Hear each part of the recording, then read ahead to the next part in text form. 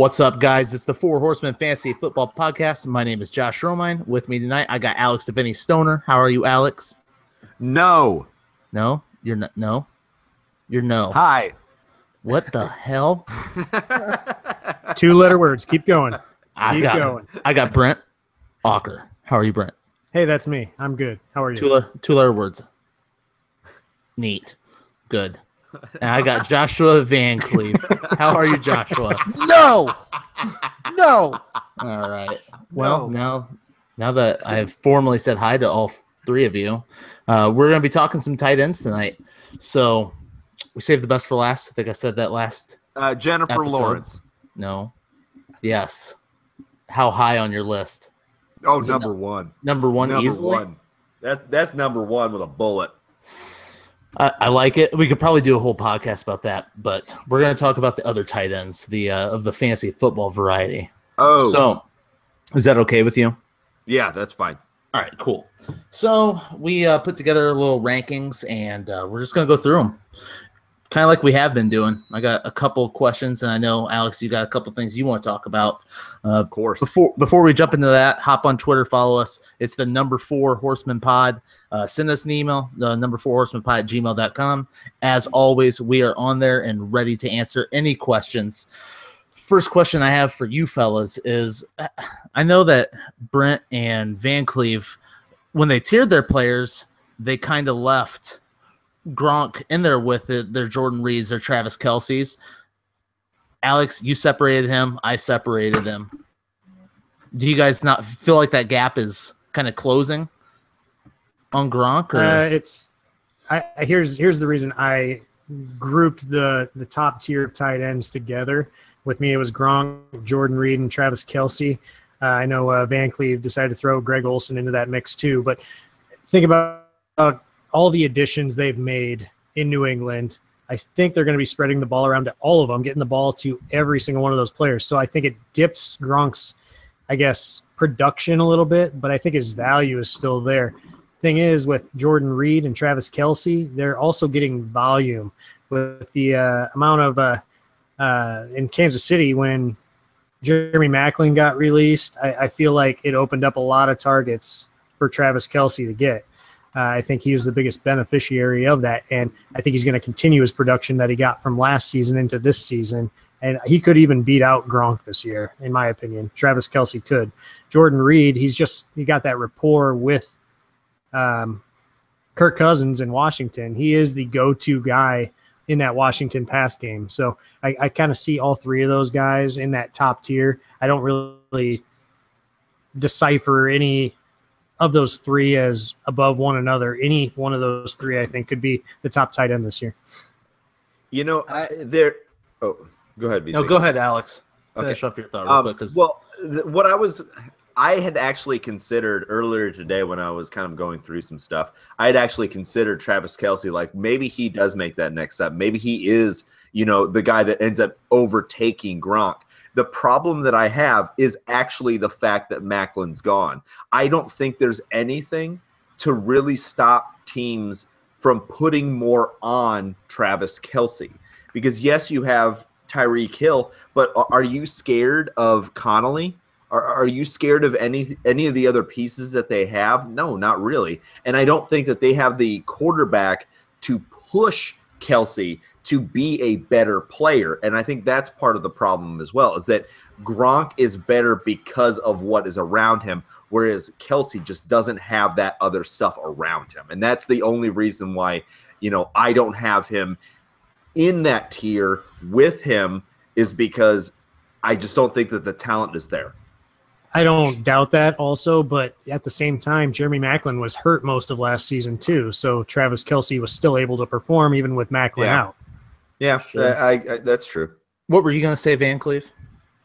I was just part of the reason was what Brent said, because of all the addition and weapons in New England. But also, if you saw last year how it went, it kind of all the tight ends, it kind of leveled itself out, and you still had the top guys with Kelce, Reed, and Olsen. And then Gronk kind of, he wasn't top just because he was injured. So it kind of scares me because he does have a history with injuries that that could really kind of hinder him. And so it's been those main, besides Gronk, it's been those three guys, Kelsey, Reed, and Olsen, have been the top tight ends for, a few years now. And so I now kind of group them all together because the weapons, and you're not sure about Gronk's injuries. Could it come back? Could it plague him? We don't know, because we've seen him before where, he's lasted a season, but also we've seen him multiple injuries. So how many targets could you see Kelsey getting this year, Brent? You said that, with Macklin leaving, it opens up a lot of targets, obviously. What do you see Kelsey going up to? Probably between I could see him reaching that 100 mark, honestly. Do you know what he had passing last year? game isn't. I don't recall, but he past 2 seasons he's had over 100 targets past 2 seasons. Right. Well, that's kind of what I'm getting. He had 117 last year, but like you were saying, Macklin was injured. He had a lot of targets last year. I don't know how much higher, it's really going to get from there. I mean, still, that's an elite tight end right there. For sure. I'm not doubting he's elite. I just I feel your like average good. Sorry, go ahead. No, I was just saying your average tight end gets maybe 700, 800 yards. A good tight end. I mean, right. Gronk was I think Gronk's the one that's really kind of eclipsed that 1,000 yards. So I think Travis could take that step if he continues to have what he did last year. I think he could be in conversations with Gronk right there. Yeah. Yeah, I mean, in the red zone especially, if Travis Kelce can get more touchdowns based on the opportunity, he like Gronk, I just don't see him getting as many targets this year because they brought in so many weapons, weapons. So I just feel like those guys are very even, in my opinion. Sure. Like, how high do you think you would have to draft Gronk to get him? Like, be realistic. You know what I mean? Like, if that means you're not going to get it, I think if you put like Kelsey, Reed in there with him, you're probably not going to get Gronk, because I think you're going to have to reach up there and grab him. Second round? Yeah, he's not going first, but I think he's still probably going. He's going second round, and so that probably early second. Yeah, like early to mid second. I think he's going right now, and I think for me, that's too high to pick him. Like, it just makes me nervous because I know that I can wait a couple more rounds and get Reed or Olsen or Kelsey, And so I'm at that point, second round, I'm getting a wide receiver or a running back that's going to benefit my team more than the difference between a Gronk and those guys. Like, speaking like from my own personal experience, I just traded for Gronk, and actually it was with Alex. So I wanted Gronk. We've been talking about him since pretty much in the last season when we were talking about how our tight ends are getting older and we are both going to owe him quite a bit of money. I really wanted Gronk because I think he still has a lot of good years on him, and he has been injured. But if you can get 14 games out of Gronk, he's a difference maker. And Travis Kelce and Jordan Reed, I feel like they can be difference makers. I just think Gronk kind of has separated himself from those two. He's proven it time in and time out. I don't care. They could bring in all the targets in the world. I think that Gronk, as long as he's healthy, is going to get his targets. Yep. I don't think bringing in Brandon Cooks, bringing in Gillisley, Rexburg, I don't think that's going to take targets away from Gronk. Me neither. I think Malcolm Mitchell will take targets away from Gronk. Oh, God. I don't know if the Patriots are going to run the ball 15 times a game this year. I think they're going to throw the ball all over the field. You can't say that, though, because they change game plans game to game. And, like, one game they may not really. What do you mean not really? If they're blowing somebody out, that's the only time they change their game script on that. No. Okay, Jonas Gray versus Colts. What does that mean? Yeah. He ran for like 200 or 300 yards. Like, Van Cleve has a point. They do like, change it up. I don't know. I don't think it's relevant enough. They scheme per team. Honestly, that's what they do. Like, they have no consistent thing where you can count. Like, you can't count on them week to week. But I'm saying, like, they scheme it so you don't know that they're just not going to run the ball. Yeah, I mean, I think that they're going to. I don't think that they change it that much. I think that they run when they have the lead. And that's kind of what they do. I'm not saying that they completely have, come into the game just wanting to chuck the ball all over the field, but they throw more than the average team.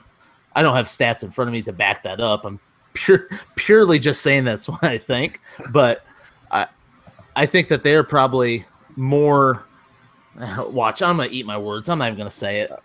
Oh yeah, come on. Say I want to have some sort of stats to back it. I don't know. I feel that way. Maybe it's because I've always been kind of a Patriots hater. I haven't really paid that much attention to it, but I like Gronk a lot this year, and I'm just praying that he stays healthy. When you look at Jordan Reed, you're going to deal with injury concerns as well. I feel like he's kind of in that same realm. He's always injured, always been injured. Every year he's dealt with some sort of injury.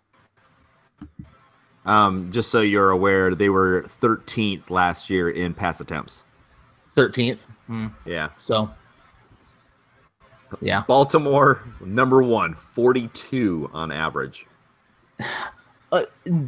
They also, Brady was suspended for the first 4 games, right? So Garoppolo was in there. So, and Brissett. Man, Jacoby Brissett. Who's the worst? Take a stab, Romine. Colts. No. Buffalo. I knew it was either a stab at my team or my guy. Oh, poor Tyrod Taylor. So, Greg Olson's getting every episode. old. I feel like we have to take a we don't stab need- at Malcolm Mitchell, Isaiah Crowell, and Tyrod Taylor. There's always a little bit of a jab every episode. So Carolina just fired their GM. I heard it had something to do with him not wanting to re-sign Olsen, amongst other things. Are you guys worried about Olsen at all? I know we all have him in our top 4, so clearly not that worried. But is there any sort of concern that he could drop off? Okay, if we're kind of breaking this into basically there's like 4 top tight ends and Sure. Olsen, his probably has the highest floor but the lowest ceiling. Like week in and week out what he's going to do for you. Yeah. So, I mean, as far as if you're, focused on other things, you're focused on getting kind of the biggest bang for your buck with your wide receivers, your running backs, or things like that. Olsen is a great guy to grab because you know what he's going to give you every week. He's not going to give you Gronk numbers week in and week out. Mm-hmm. But at the same time, he's not going to, give you, Gronk getting hurt numbers week in and week out. So I mean, sure. He's one of those guys that people aren't excited about, but he's going to quietly get you the points that you need to help you win, and you can make more, strategic, guesstimations at wide receiver and running back because you've already got this kind of secure thing over here with tight end. And that's kind of why I dropped him into that second tier of mine. Just it's based on a lot of what you just said, but last year I feel like his floor actually dipped. He wasn't as consistent. Like I know you're a big consistency guy, Alex, and I feel like he was really good in the beginning of the season and then had like one good game after like week 5. I felt like his floor was like 3 catches for 30 yards almost the entire last 2/3 of the season. And like you said, it's something you can expect from him as a good safe floor, but I put him into that second tier for me with Jimmy Graham, Tyler Eifert, Zach Ertz, because I think you kind of know what to expect out of those guys. They're very consistent on a week-to-week basis, but very, very limited upside, I guess. Sure. And are you worried at all that Greg Olsen only scored 3 touchdowns last year? Or do you think that just automatically bounces back up to 7? I think he's been pretty consistently around 7 for most of his. I think it was more team play last year than Olsen. Yeah, Sure. That whole team was just a train wreck last year. It seemed like coming off that Super Bowl loss and everything, I mean, Cam Newton, I'm sure he's going to be better than he was last year, and he's going to throw more touchdown passes because he doesn't want to run the ball. Like he's still not throwing yet. Yeah, he was. He started this week, I think. Started throwing the ball. Oh, he did? I hadn't seen that yet. Yeah, he was throwing to some of the wide receivers on the team. Kelvin Benjamin was dropping him, though. So No, not it's a fat fingers. Fat fingers. No, that's Sausage hands. Fake news. Fake news. McDonald's fry grease on his fingers. Poor guy. Oh, come on, no. Throw him a Big Mac. I bet he'd catch it. Oh, jeez. Oh, Come on. So, Sorry, so you double Big Mac. Hashtag fat shaming. Oh. Oh. All right. So, looking at our ranks, then Brent, you separated Greg Olson into that bottom tier. Jimmy Graham or Delaney Walker kind of looks like you have Delaney Walker down to 10th. I have him 7th. Alex, you got him at 5th. Van Cleve, you got him at 6th. Why are you so low on him, Brent? I think I just like other guys better. Like, nothing against Delaney Walker. I think he's getting a lot older, too. They brought in a new rookie tight end that a lot of people like. They compare Janu Smith to Delaney Walker, and I think he might be utilized a little more this season, but I don't know. He's just getting older to me, and his production's going to be there, but I just like some other guys' upside better. I think we've kind of maybe talked about it before, but they have so many more weapons this year. Yeah. They got Eric Decker. They have Corey Davis. That's expanded got to role for Henry too. Yeah, Delaney Walker is just he's had that volume these last couple of years. Like that's why I'm down on him a little bit. I know that Alex, you and I have made a couple wagers on him, but I love me some Delaney Walker. What do you love about him? Tell me all the ways, count them. Well, after I realized that he wasn't Jared Cook, I don't know. I like his athleticism, to be completely honest. Like he's one of those tight ends, kind of like a Vernon Davis, that he's a big, fast guy, so he can take a dump off pass and turn it into a 60-yard catch. And that's the thing that I like about him, is that he's able to be one of those guys that gets 100 yards in a game. You just described Jared Cook. I understand that, but he's more consistent than Jared Cook. Like the fact just making sure you're talking about the right player. I am talking. Yes, I am talking about the right one. He's one of those guys that just has that pure athleticism, and I like that. He's getting older. I understand the fact that there's a lot more going on in Tennessee, so he might not have quite as many targets, but maybe he'll be able to do better with the targets that he's given, because the field has been opened up a lot more, because really he was the main wide receiving option for them last year. So it was easy to key in on him. It'll be interesting to see what they end up doing with him now that they have so many more weapons. Yeah. So how far does he move down in Dynasty? Are you still all about him? Or does in Dynasty, you got to start kind of taking a look at some other players. I mean, once you cross that 30-year-old, threshold, you're starting to look, how long is he going to play? Like tight end, to me, there's kind of a cutoff right around 35. That might be a completely ridiculous number, but in my head, a lot of those guys can play until they're about 35. So kind of like a wide receiver. Wide receivers can, play with it, maybe even get into the upper 30s. But if I have somebody like that in Dynasty, I'm looking at an OJ Howard, type of player to kind of sit while Walker is able to, still have, I still think that he's going to have some pretty good games this season. So, if you can grab somebody like that and sit on him, I think that'd be ideal. How old is Delaney Walker? Is he 32? 32, did you say that? I think. Yeah, I think he's 32. That's how old Greg Olson is. Yeah. So, but Greg, I don't know. I think that the kind of what we were talking about is that Delaney Walker is consistent, but Olson is like, I was looking at his stats. He did have kind of a dip on the second half of the season, but overall he is pretty consistent. Yeah. So Tyler Eifert is who our bet was over. So I think that Tyler Eifert's going to outscore Delaney Walker this year. I think it's close. Brent or Van Cleve, which one would you rather have? You're faced with it in the draft.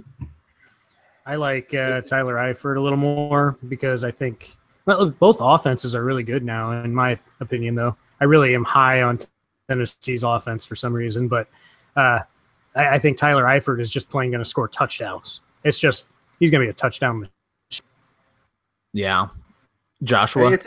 It's a toss-up for me, to be honest, because I have him back-to-back in my rankings, and I just have Delaney Walker above Tyler just because of a little bit of injury concern. That's all. And just other than that, I love Tyler Eifert's upside. I love him on the team he's on, and like Brent said, touchdowns.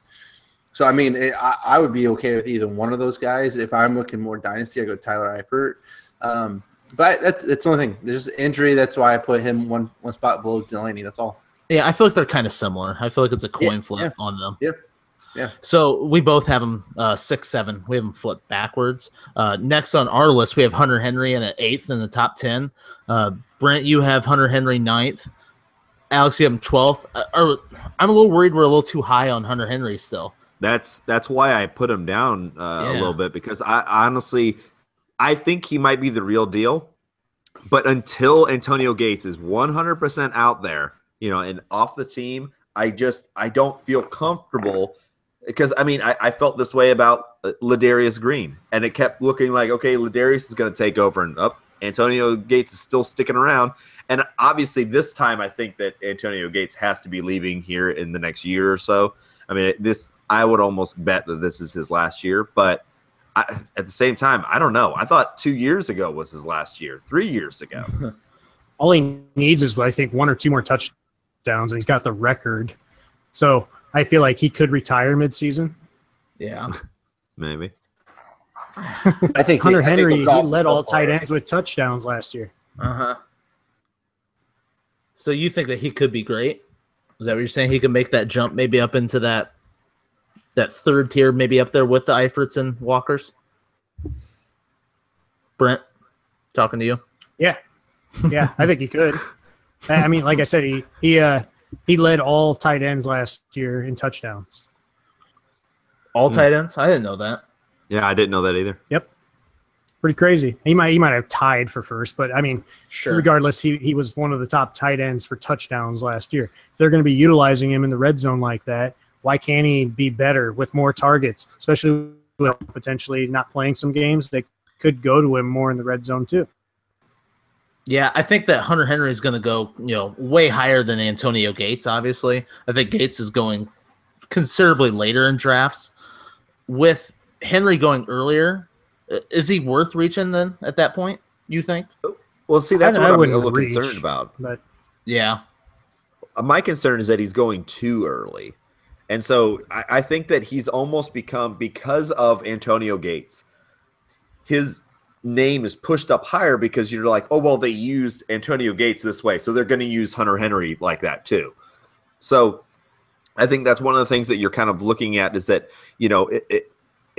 is he worth that, or would you rather get somebody, like Martellus Bennett or CJ Fedorowicz or somebody along those lines that, I don't know. I see the potential of greatness, but I just am worried about him for some reason. Yeah, I was trying to look up Gates on Fantasy Football Calculator just to see where his ADP was, and I didn't see him in there at all. Hunter Henry is 94th overall, so going later 8th round. That's, early for a guy like him, I feel like. I don't know if he's ready yet to make that. Tight ends are slower starting, which I know, Brent, you said that he led tight ends with touchdowns last year, but it takes him longer to get ingrained to that offense. So I think it'd be kind of a surprise to see him.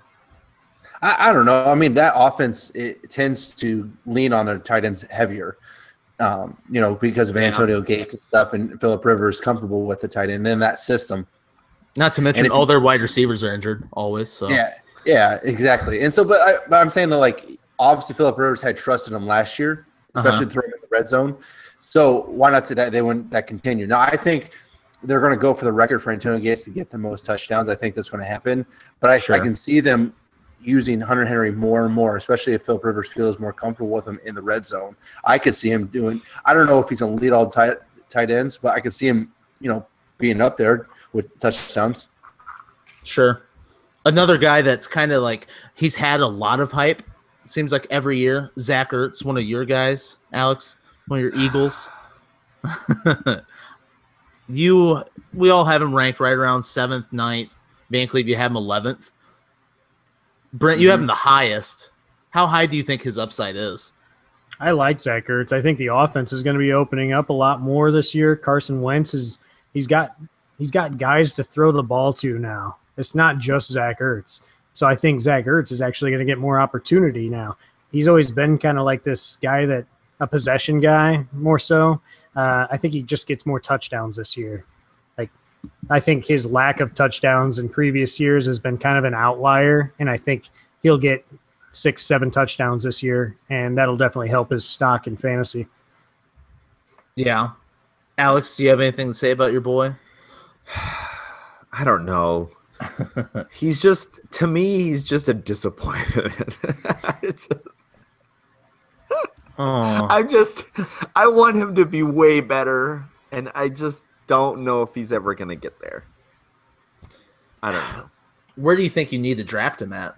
Is he somebody you feel safe taking in those mid rounds? Because I think that's probably where he's going, around that Hunter Henry-ish, 8th to 10th round. I feel like if I had the choice between the two and I was really thinking about it, I would probably end up going Hunter Henry. Yeah. I mean, I don't know. Well, one, because I don't like, what we talked about off air, is that I don't really like taking Eagles players all that much. Mm-hmm. But also just the fact that I still don't know what this Eagles offense is going to look like. We're still piecing it together. We're still seeing what they are going to do. And so I'm nervous about making those kind of decisions on Eagles players that aren't heck, even on running back. Outside of Blunt, that he's going to be like the touchdown guy. We don't even know who's really going to be carrying the ball. Ryan Matthews. Oh my God! No. If Ryan Matthews, they're going to give Blunt the ball. No. They've got to groom somebody. Like, they have to do something, and I just don't know. I don't know what their identity is going to be. Yeah, there's a lot of questions about the team, and I'm excited because I'm excited to see because I feel like they will find that identity. It's just when I'm drafting players, I don't know what that identity is going to be, so they're a scary team to draft right now. Yeah. Dwayne Allen just left Indianapolis. He went to New England. Why did you even say his name? Dwayne Allen? Oh, to talk about I want to talk about Jack Doyle. Oh, yes. Okay. All right. I don't care about Dwayne Allen. He's a bum. Thank God. No, he is. I'm over him. He's the worst. I feel like looking at these names for tight ends, Jack Doyle doesn't seem like it fits in there for me. I don't know if I'm the only one that feels that way. Like, I see his name. You're right. I'm like, who? Jack Doyle? Like, I have him top 10. And I didn't really realize it until I'm looking at all of our rankings, and he's in all of our top 13 or higher. So is he the real deal? I don't know. I think it's boring, but I think it's more just I can't think of the word. Basically, he's the only option there as far as tight end goes. Yeah. So they got Swoop, former basketball player. Say he's making strides. I just think at all. No, I just think because of that offense, they like to pass. Doyle's a good option. I think that's why. I think honestly that's just why. I mean, if he was on any other team, I don't know if he would still have hold the same, ranking. Looking at tight ends, it's such a weird position because those top guys, you got to draft them fairly early, and then I feel like any of these guys are a mid to late round. Like, I don't know, it almost doesn't make sense to reach up for your guys. Just wait and see what kind of falls to you. And very similar, I look at this list and CJ Fedorowicz, I feel kind of like the same way. Like, he's got the body to be a tight end. He did fairly well in their offense last year. We're relatively similarly, statted out for him. I have him 13th, Van Cleve 16th. Alex 14th and Brent 17th. Like at this point with those guys, like does it really make a difference who you grab? Kyle Rudolph, kind of like on that same general area. Well, I don't think that. I mean, Kyle Rudolph last year had 132 targets. I think that Sam Bradford likes to go through to tight end, so I would bump Kyle Rudolph way higher than CJ Fedorowicz. Really? Mm-hmm. What did Kyle Rudolph do before? Was it last year an outlier? I feel like he hasn't always had that many targets. Which he was with Bradford, for the first time. I mean, the previous year he had 73 targets. 2012 he had 93, and then the 2 years in between he kind of he only played half the season though. With those he had like 30 and 24 targets. Like 46. So, I mean, I think because the injuries were hinder on him. But I mean, last year he played 16 games, 132 targets. The year before he played 16 games, he had 73 targets. And, he didn't have very many yards. He had 5 touchdowns. But last year he had 7 touchdowns, 840 yards. That's a decent outing for a tight end. Sure. I just feel like he got way more targets last year than normal. Well, yeah. I mean, he did. He did. That 132, I think that's what Gronk numbers like that. I don't think he's going to get that many targets this year again. Mm-hmm. But I think I can see him leading that team, and besides Stephon Diggs, he's the only other really option they have. Laquan Treadwell. Hello. Sorry. Give me that Treadwell. My bad. I take back everything I just said. As you should. They also, I know it was a later draft pick, but there was a lot of hype building up on Bucky Hodges as being like a very athletic tight end, somebody that did pretty well at the combine. They drafted him in the 6th round. Is there any concern there that he might be the better? And I feel like that position is kind of, you don't really know when you draft them. You kind of see how they play out, and that's, they start slower. Yeah. I could see him eating into those targets and him dipping down, Kyle Rudolph dipping down back into like the 80s or 90s. And he's gonna have to make him a wide receiver though. Oh, really?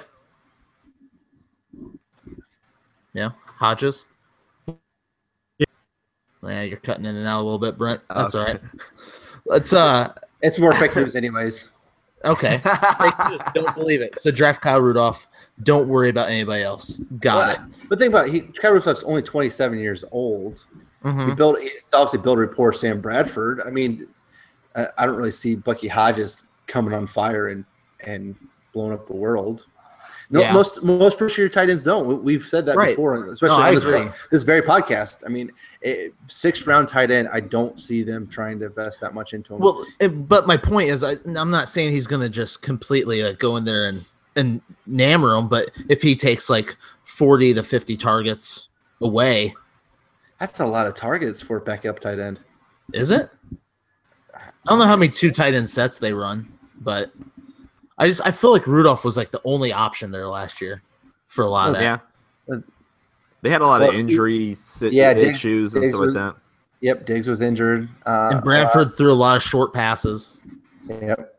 Because he's a terrible quarterback. Because he's not very good. Yeah, he's awful. Alex, the next guy on the list, you wanted to kind of separate him a little bit and talk about him. What were your feelings on Eric Ebron?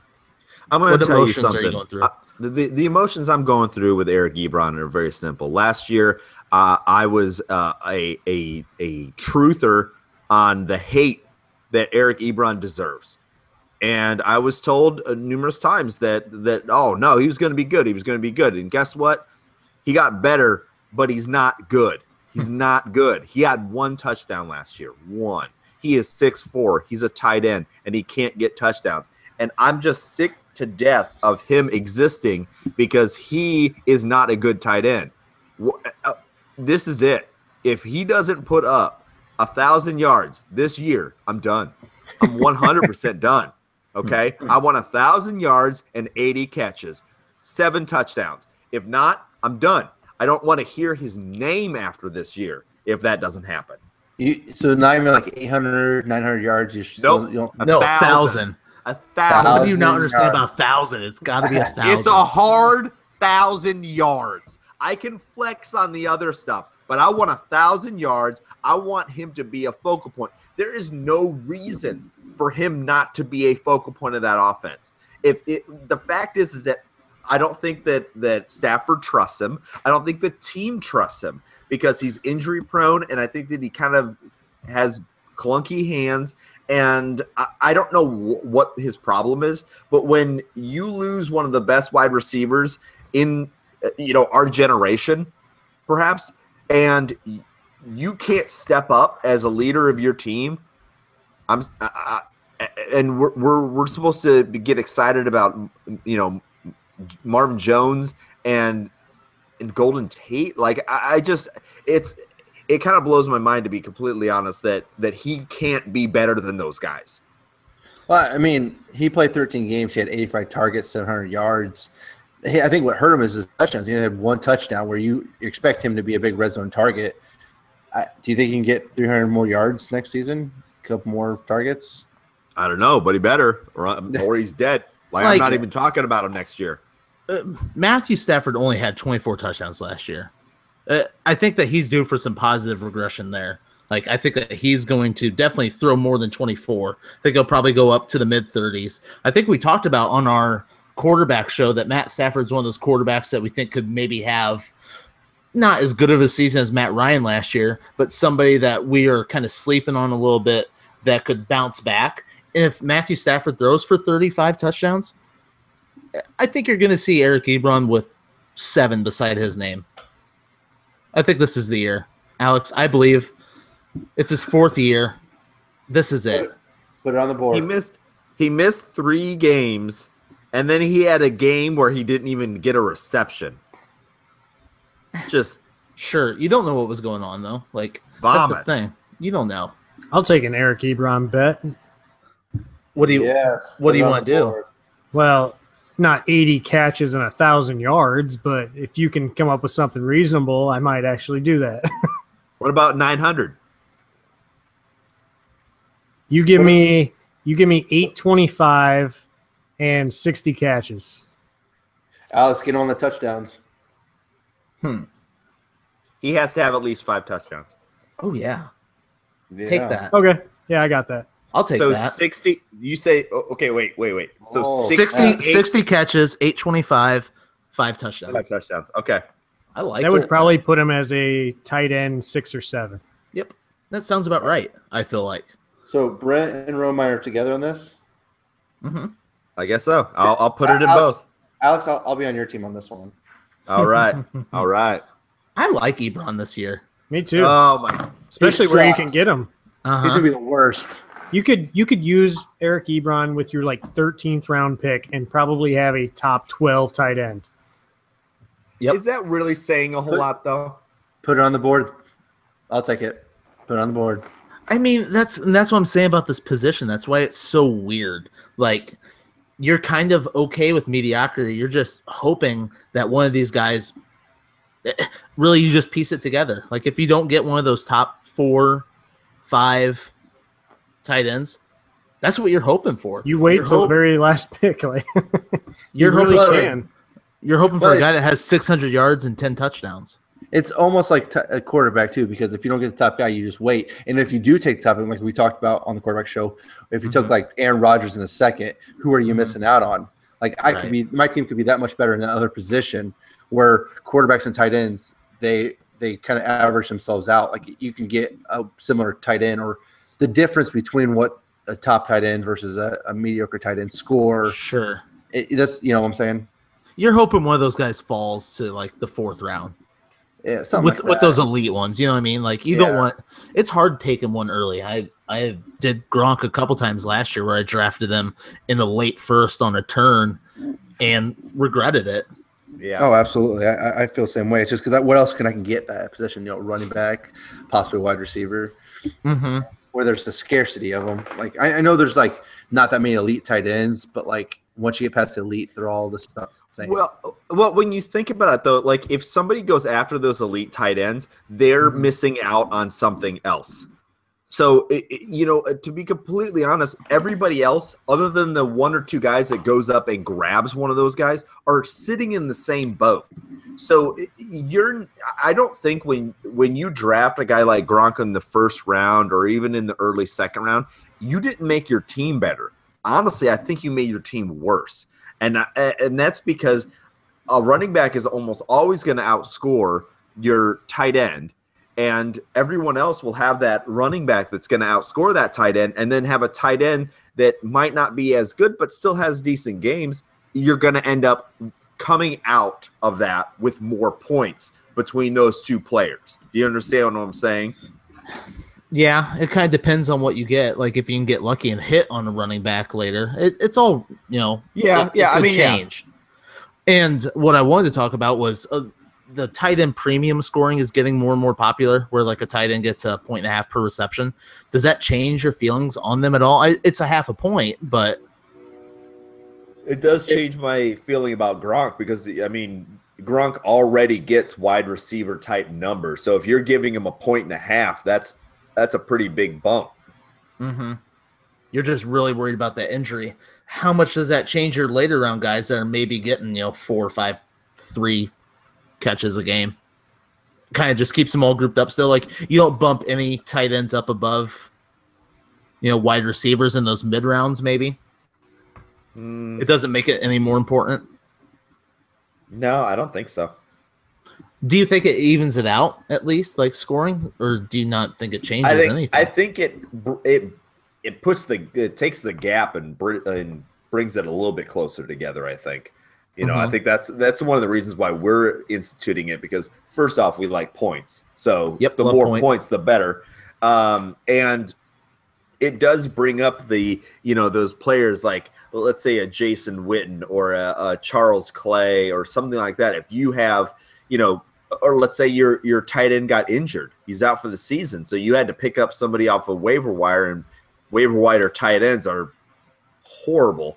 Especially in our league, because we have so many bench spots. So, you're looking at whatever you can. Getting that 1.5 points at least helps, close the gap a little bit on you. Yeah, and so in the regular draft, how high do you think that pushes Gronk up then? Do you think it pushes him back into the first round with the premium like that? I guess so. Let's say he gets 80 catches. That's 40 points. Mm-hmm. It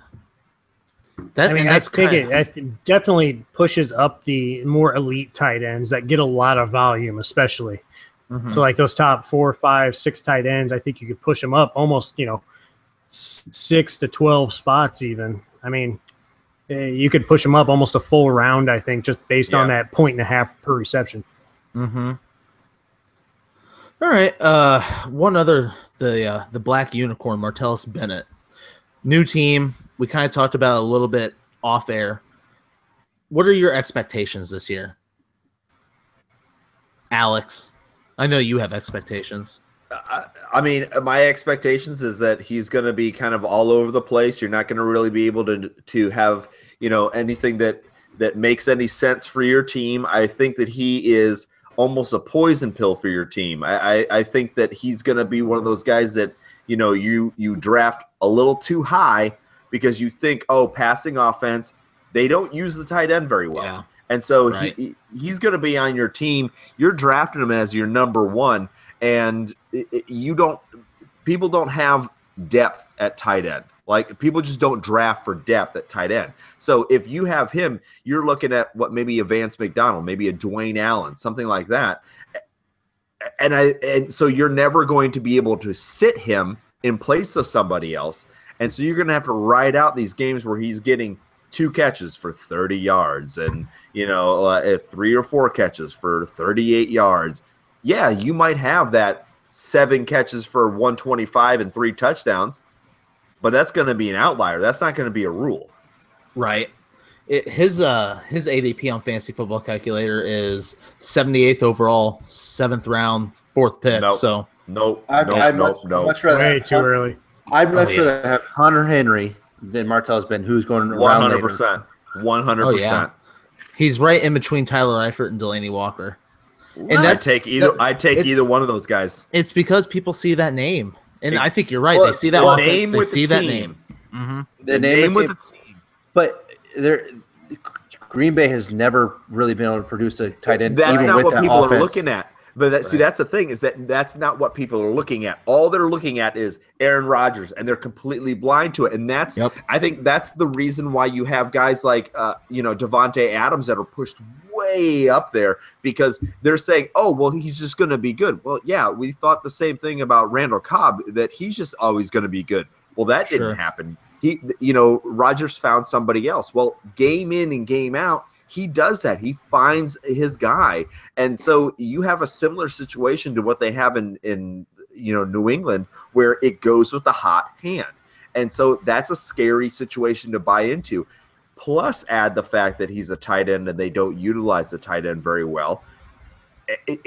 You're overdrafting for a guy that is going to make you miserable week in and week out. Yeah, let somebody else draft him. Because somebody else is going to reach on him. Don't just wait it out. Do not draft.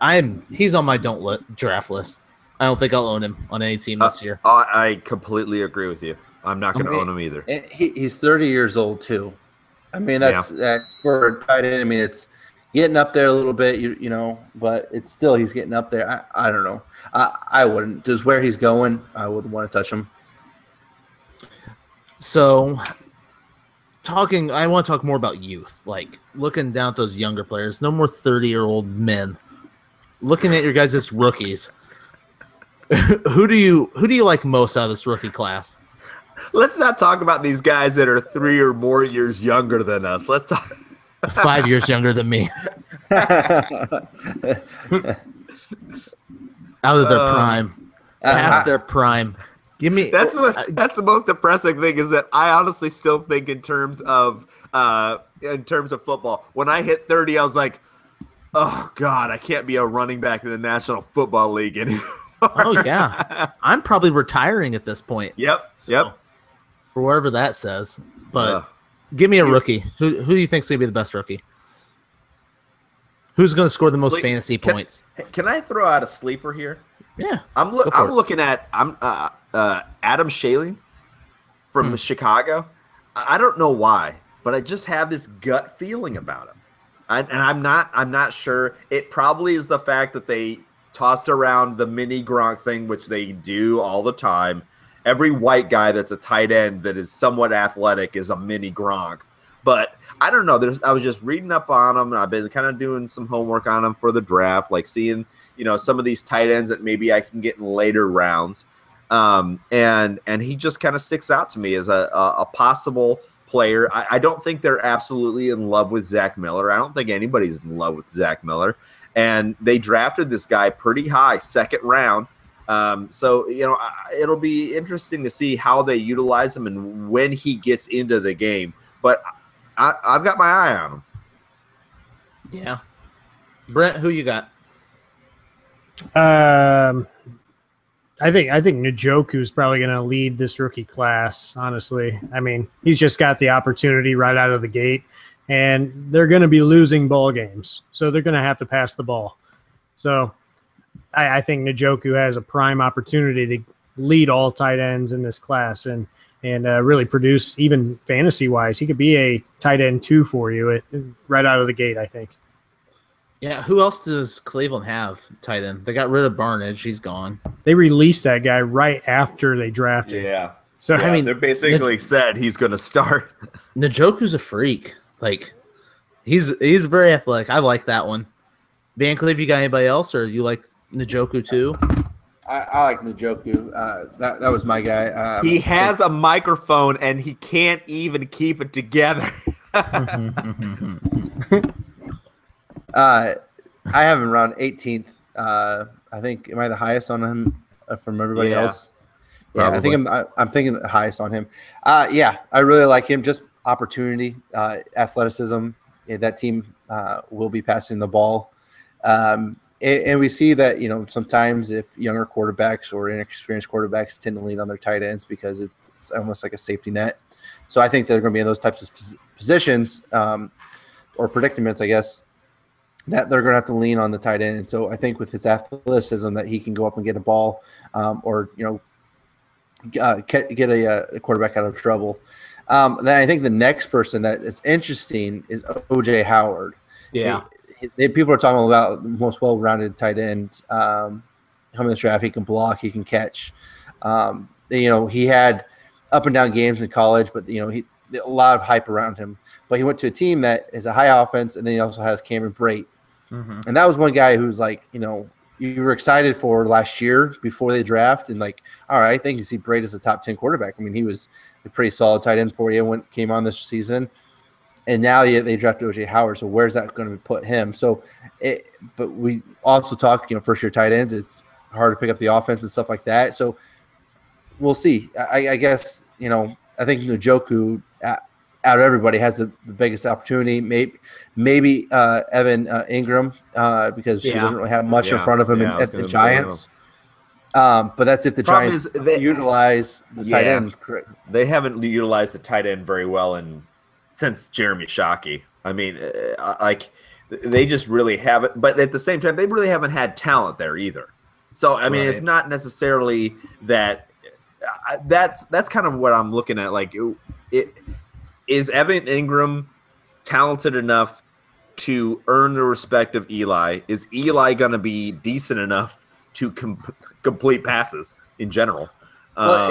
He's going to be competing for red zone targets with Brandon Marshall there. That's a little tough. Yeah. So I know you talked about a lot of the top name rookie tight ends, but going based off what Alex said, I really love the Adam can't even say his last name. Shanahan, whatever. Shaheen. A couple other guys to keep your eye on. I think Gerald Everett out of L.A. He could easily, I think, take over Tyler Higbee's role as the starting tight end.